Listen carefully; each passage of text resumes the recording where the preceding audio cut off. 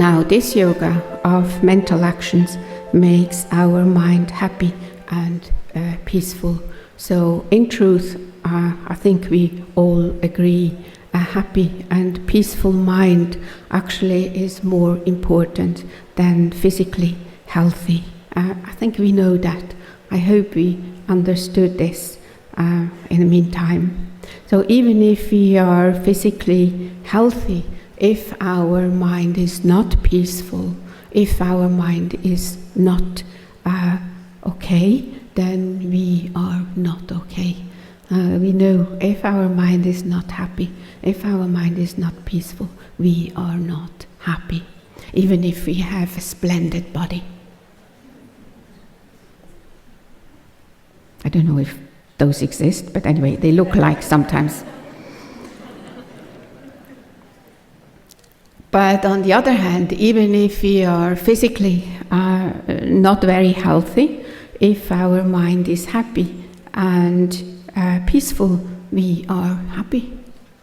So everything actually is okay. So what we need to understand, physical health alone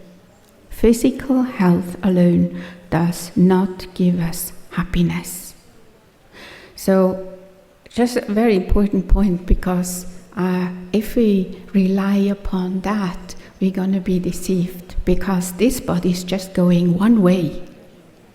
You know which way? Okay, so I don't need to go into that subject. Just one way, one direction. Yeah, it's going to be food.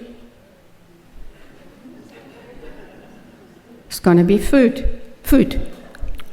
Either for the fire or for the worms. So it's going to be food. This is only where it's heading to. And it degenerates actually day by day, if you haven't been aware of it already. You know, sometimes we are quite ridiculous. We don't believe it. And it's just going to happen, if we believe or not. So good we have a little thought about. So we don't have anything against, and we, like I mentioned yesterday, we have to look after this body, of course, because it's useful if we use it and we need it to gain spiritual realizations. But other than that, it is just the basis of suffering and the basis of a lot of things, not very meaningful and helpful things. Good. A peaceful mind gives us happiness directly. So if our mind is peaceful, this makes us happy, and then when we are happy, all our actions will be positive and all our actions will be successful. Now we will have good results. We will have far less or fewer problems, and will find it easy to concentrate and to progress on our spiritual path.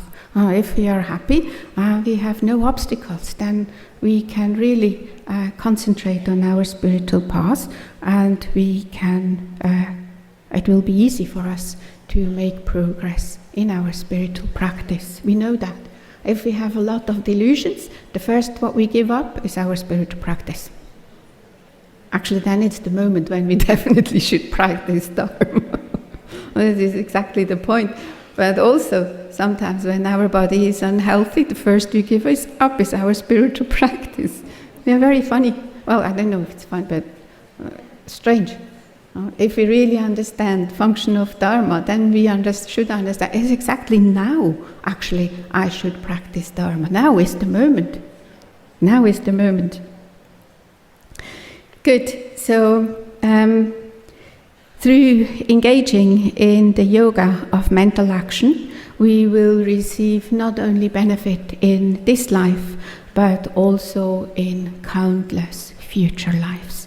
So this yoga of mental actions has not only good results straight away and for the rest of our life, but life after life.